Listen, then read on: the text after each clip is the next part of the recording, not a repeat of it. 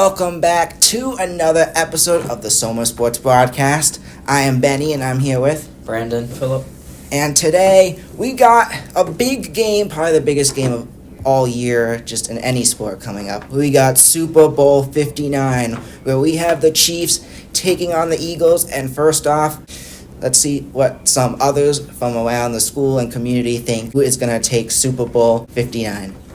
All right, so I'm here with Mr. Rodriguez. Who do you got in Super Bowl 59? So I'm going to go with the Eagles because I will always be a Saquon Barkley fan. All right, big Super Bowl Sunday coming up. I'm thinking Philadelphia Eagles by a score of 27-24. I have the Kansas City Chiefs beating the Eagles, and the final score is going to be 27-24. I'm going to say Eagles 24, Chiefs 17. My prediction for the Super Bowl is the Kansas City Chiefs 35, the Eagles 28. Chiefs 34-24. I'm going to go with the Chiefs, and that's because I don't like anything from Philadelphia. I'm a Met fan. I can't like any Philly team. And my Super Bowl prediction for this year is the Eagles beating the Chiefs 27-24. Personally, I think that the Eagles are going to win. I'm tired of the Chiefs always winning. I think the Chiefs are going to win because the NFL wants them to win, and I think it'll be 31-28.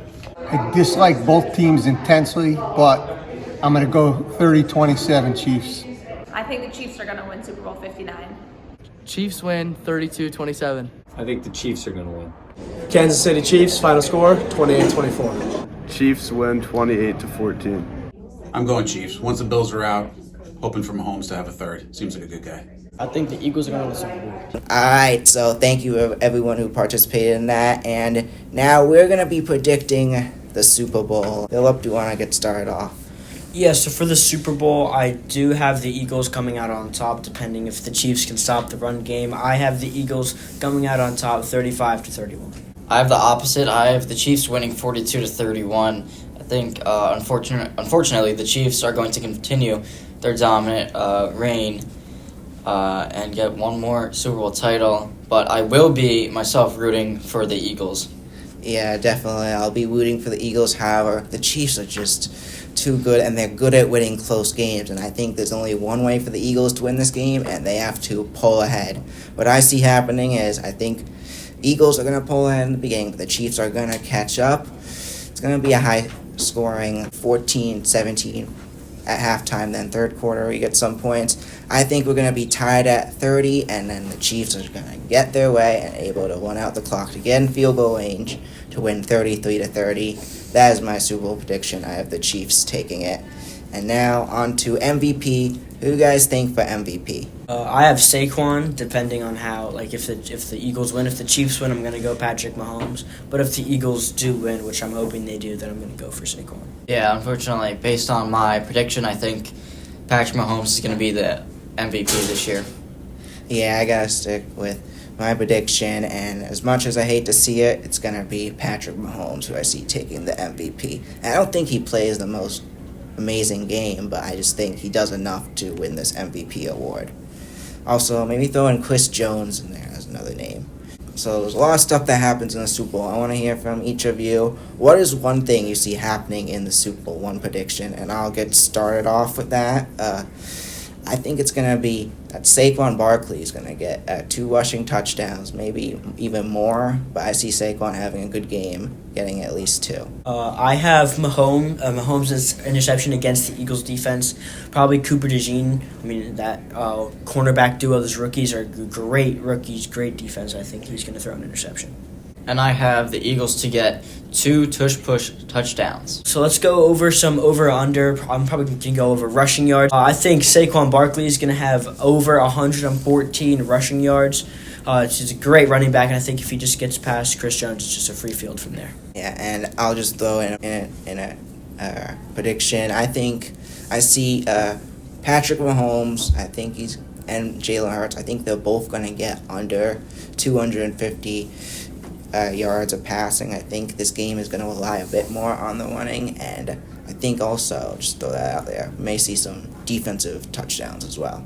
Yeah, I think Patrick Mahomes is gonna hit the under on the passing yards, and Jalen Hurts will have the over. All right, so next up, we're gonna be doing recapping the latest in Soma's sports. So basically today it's just we're doing basketball, latest in boys varsity basketball, and Philip, do you want to get us started off? Yeah, so on the February 1st, Somers and sadly lost to Harrison 63-43, and Santor put up 17. On January 25th, Somers played Arlington. They lost 71-58. Somers' top scorers were Spano with 17 and Santor with 15. Also on January 24th, John Jay and Somers played. John Jay came up on top 65-43. Not as much scoring for Somers in this one. Santor with 13 points, Decker and O'Brien each with 8, and Quinones and Spano each with 5. Next we have on the 5th, Somers did in fact lose to Lakeland by 8 points. It was 47-39 Lakeland. And then on January 30th, we actually got to broadcast this game. Somers took on Panis, and Somers came out right out of the gate, played really well. Up by 10 at half, 30-20, and then a 25-7 third quarter to show dominance. And then Somers goes on to win 65-45. They played amazing throughout, and Philip Santor led with 25 points for the game. Martin also had 11, O'Brien had 10, and Spano had 8. All right, Coach, how do you feel about your team's performance tonight? You know what, start to finish, I thought we played really, really well. So, credit to these guys, keep showing up. We've had a tough season so far, and the past 2 games have been tough for us, but credit to them showing up and performing from first quarter to fourth quarter. So That's great. And what are you guys going to do in practice to prepare for your next game against Harrison? Yeah, Harrison's tough. They're a big, strong, physical team. So, we're going to continue to work on our stuff, work defensively, and then try our best to contain their physicality. But these guys have proven that they've showed up in physical, tough games all year. So that's great. Good luck to you. Appreciate you guys. Good luck. I'm here with Philip Santor after the Tuskers win against Walter Panis tonight. How do you feel about your performance and the team's performance tonight? I think the team played well overall. Tough season, but I think we can pick it up from here. Awesome. And what will you do to prepare for your next matchup? We play Harrison Saturday. We have to have a big day of practice tomorrow and get ready. That's it. All right. Good game tonight. Thank you. Appreciate you. And next up, just to touch on track a little bit. Congratulations, Chuck Sullivan. He placed 6th overall at the 117th Milrose Games. He threw weight throw 69.9 and a half. He's the 9th boy from Somers to compete at the Milrose Games. Congratulations. All right. So we have the Chiefs and the Eagles in the Super Bowl. Let's take a look at the 2 games it took for them to get there, and it was a good battle.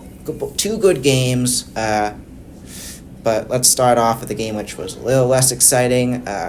Commanders were able to make it exciting in the beginning, but Eagles slowly pulled away, getting a lot of turnovers. It was just embarrassing most of the game for the Commanders, but the Eagles wound up taking this one, especially with a lot of second half turnovers, 55-23, and that is the most points that a NFC team has scored in the NFC Championship in the Super Bowl era. Now on to our AFC Championship recap. Let's just talk about the fourth quarter. It's tied 29-29. The Chiefs have it. They have a field goal. They get the field goal. It's 32-29, around 3 minutes left.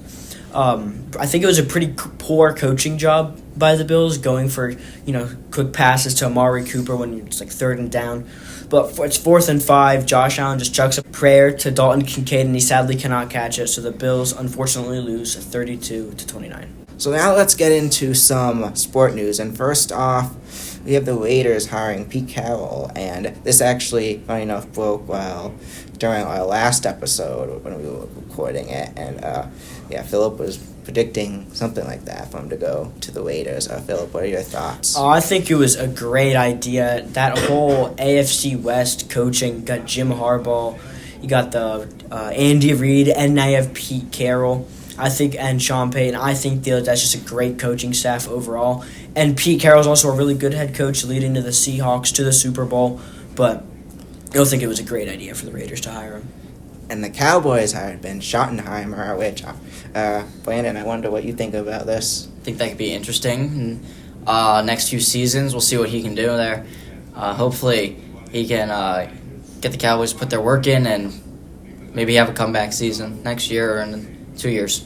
Also in the NFL, we have a few players that have suggested a trade. So first off, we have Cooper Kupp, and we're also going to predict who we think, what team he'll go to, and I've got the Bills. I think the Bills as well, but I think another possible place he could go could be the Giants as well. Yeah, I also think the Bills, but I do think the Patriots, they're trying to build around a young Drake May. He is showing promise, and they have all that. They have so much cap room. If he could just go there, I think that Drake May will finally have a true wide receiver one and some leadership in the receiver room to hopefully win them more games.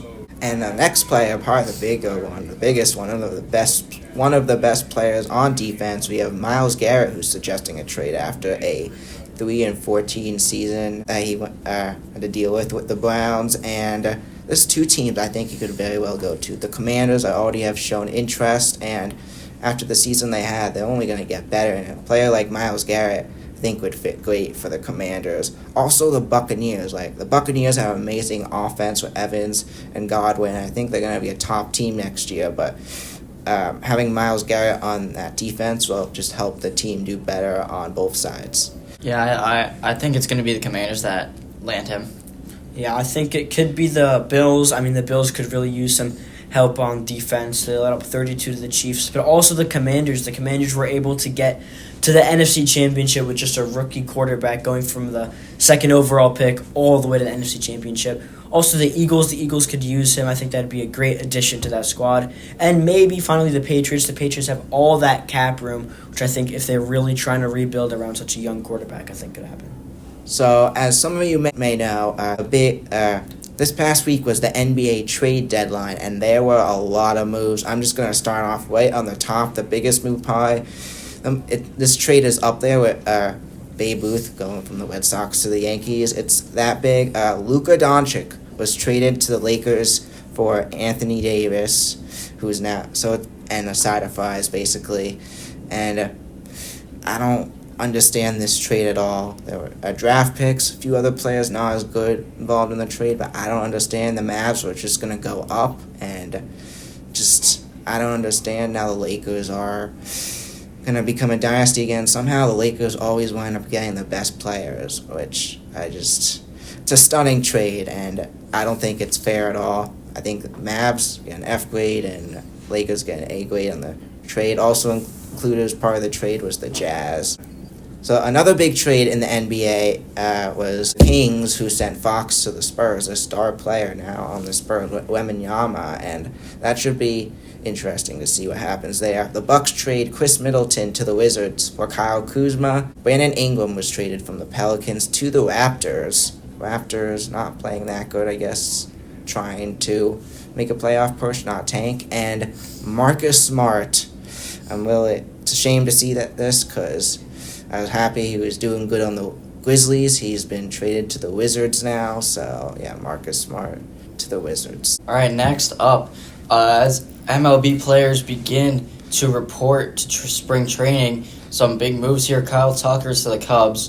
Roki Sasaki is gone to the Dodgers. The Dodgers just seem to keep getting better players and better players. Last year, they landed Yamamoto, and they signed Ohtani as well. That's a big team there. I think they're very well going to be right back in the playoff contention. Maybe another World Series appearance in this coming year.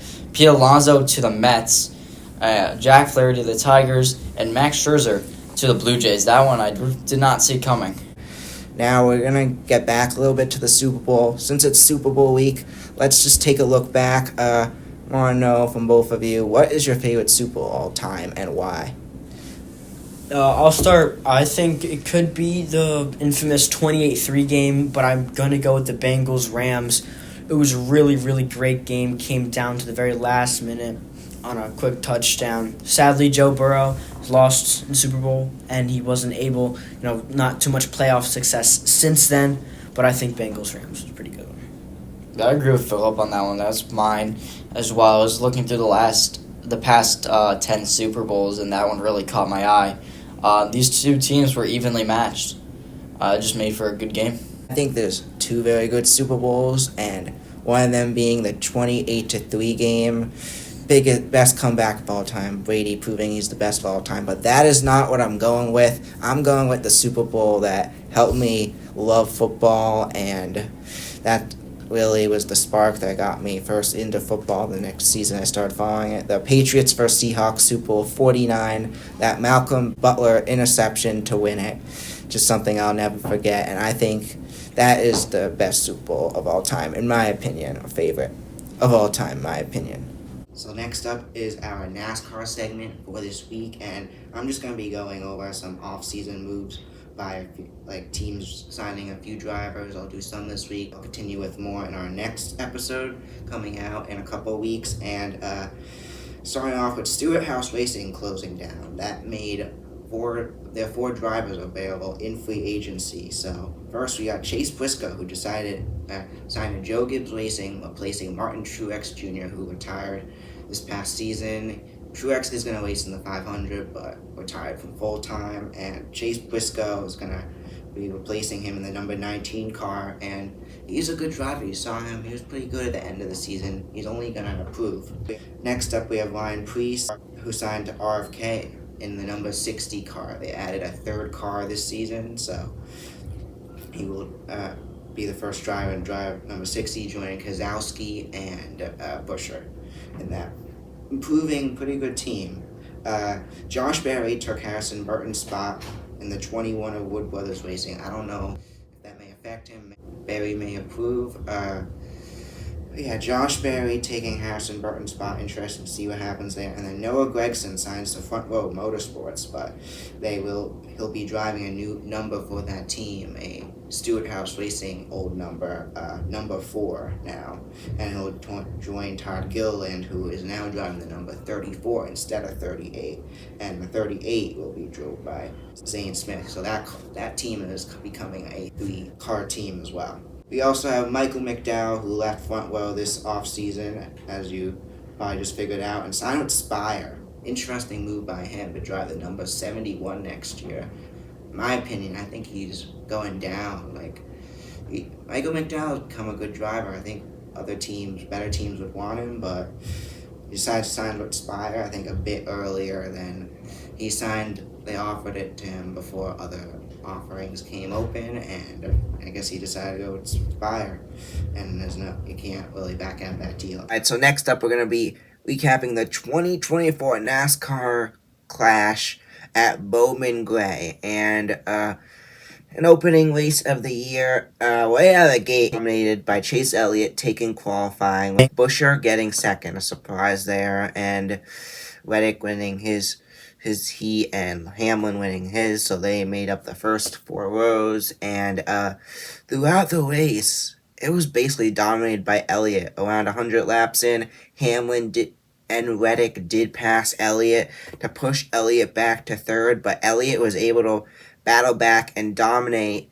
However, throughout that time, Ryan Blaney, he did not qualify for the regular race. He did not make it through the heat, so he got pushed back to the qualify to get in, and he didn't do good either there. But because he had the most points in the regular season out of all the drivers left, he got put into the main event at the Clash, and he did not disappoint. From last place, 23rd, drove all the way up to second. Unfortunately, Chase Elliott leading was able to hold him off, and Chase Elliott took the Clash, winning his first ever Clash. But Ryan Blaney came in second. Very impressive finish. And also a great night by Denny Hamlin, who got the lead for a bit in the middle of the race. Alright, so coming up 1 week after the Super Bowl, we have the biggest race in NASCAR, and that is the Daytona 500. And this is a race where anyone could win. And I'm going to get started off with my prediction. It really could be anyone, but I'm going with a wild card here. I think Todd Gilliland in the 34, his first race in the 34, he's going to get it done. And yeah.